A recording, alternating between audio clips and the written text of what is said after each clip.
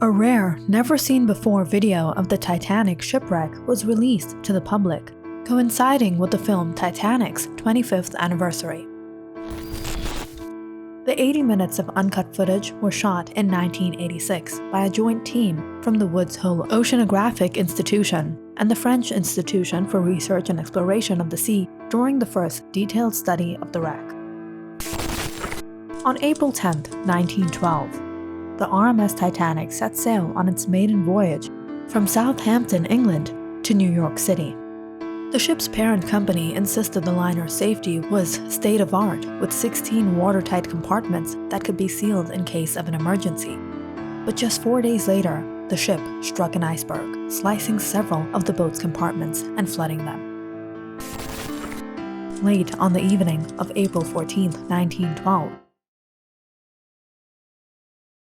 the RMS Titanic sank into the icy waters of the North Atlantic, taking the lives of more than 1,500 of the 2,223 passengers and crew members aboard. Or, that's the story we know. But what really happened to the unsinkable Titanic? Stick around to find out, and don't forget to subscribe. After the sinking, efforts to find and salvage the ship began, but technical limitations and the vast search area made it impossible. But by 1985, new imaging technology, including a towed underwater camera, allowed a team of oceanographers from these institutions to discover the ship's final resting place. The following year, a team returned to the wreck site in a 3-person research submersible called Alvin and remotely operated a second vehicle called Jason Jr. Here's what former U.S. Navy intelligence officer Robert Ballard, who was on the team, had to say.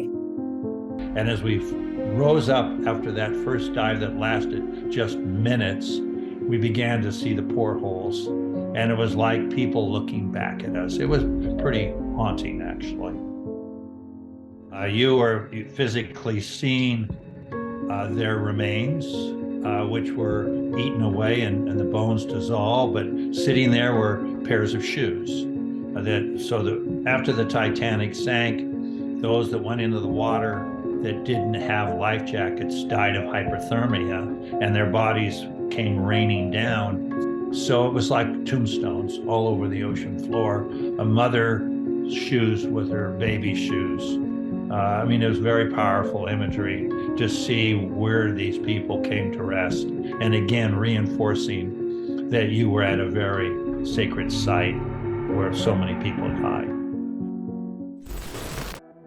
To make sense of this tragic and seemingly random disaster, people over the past century have told stories of ominous signs of bad luck or mysterious details that were ignored beforehand to explain the real reason it sank. So here are the most haunting theories about the tragedy. It was an inside job to collect insurance money. According to this theory, millionaire banker J.P. Morgan planned the Titanic disaster to finish off rival millionaires Jacob Astor, Isidor Straus, and Benjamin Guggenheim, who all perished aboard. The theory hinges on the fact that Morgan had originally planned to sail on the Titanic but changed his mind shortly before it took off. Yet it doesn't offer an explanation to how he caused the ship to hit an iceberg, let alone those 3 specific men to die in the sinking. Alternative versions of this theory claim the Rothschild banking family, or the Jesuits, were the ones who arranged Astor, Strauss, and Guggenheim's death. As the Washington Post notes, invoking the Rothschilds as an international conspirator is a centuries-old anti-Semitic trope.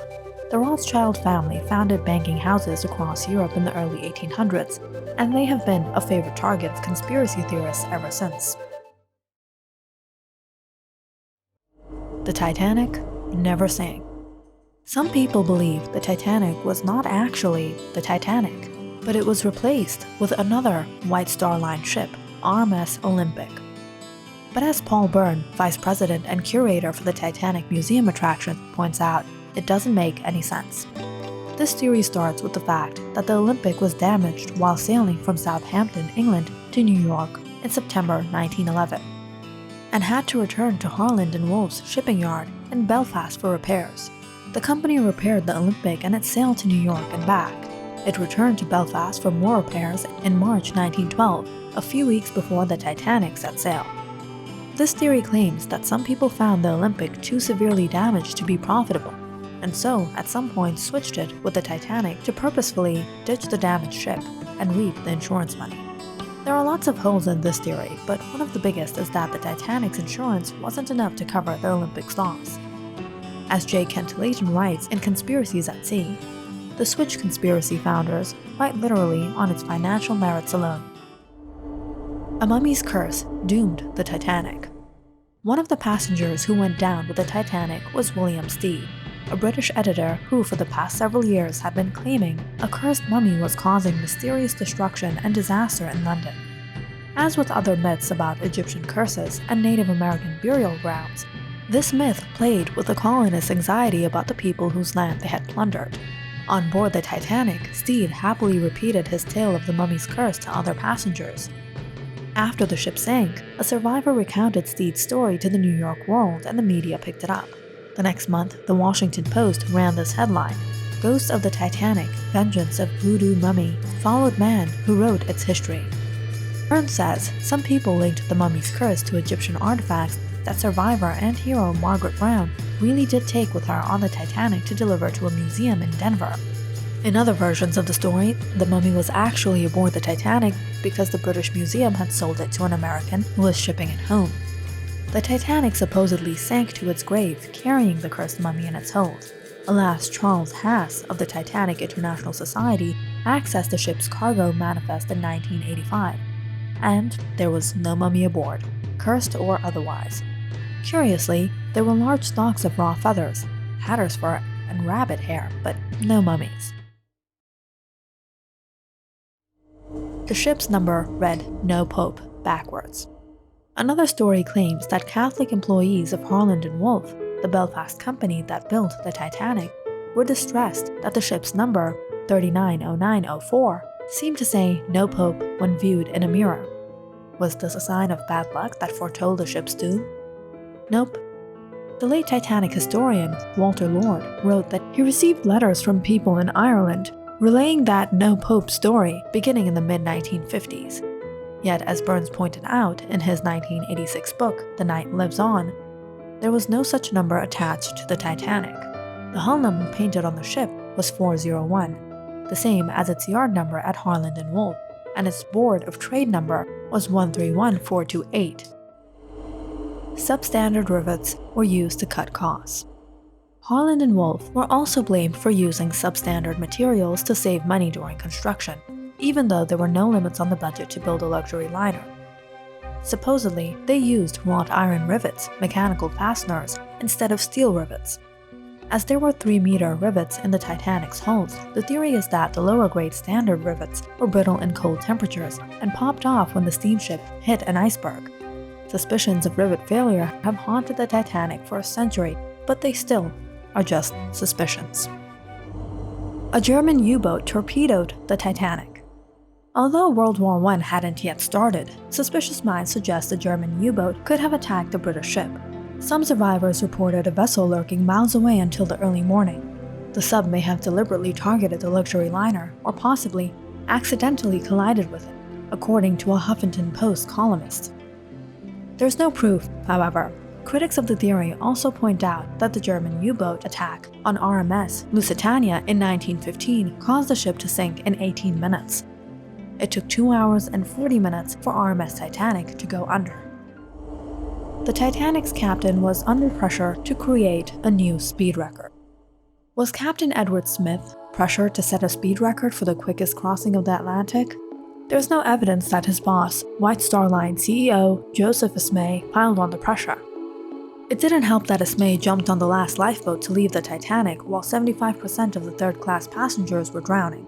Titanic Captain Edward Smith's body was never recovered. His final moments remain a mystery, with no shortage of theories and conflicting accounts. The coal fire theory. The coal fire theory is one of the more interesting ideas. Robert Essenheim, an Ohio State University engineer, claims a pile of stored coal could have been smoldering, so it was added to the furnace to reduce the fire danger. That, in turn, led to the unsafe speeds as the Titanic raced into the iceberg-filled ocean. Even if this theory is correct, and the Titanic set off from Southampton, England, with one of its bunkers ablaze, or spontaneous combustion occurred while sailing. The perfect storm theory. Here's one of the more interesting theories. What if the fire in bunker number 6 was part of a perfect storm of events that sank the Titanic? A combination of fire, ice, and criminal negligence. Irish journalist and author Sinan Malani believes a substantial fire could have weakened sections of the hull, making it impossible for the Titanic to withstand the impact of an iceberg. The influence of the fire was downplayed in the original inquiry into the disaster, but it wasn't entirely discounted. So what do you think? What really happened to the unsinkable Titanic? Comment down below and don't forget to like and subscribe.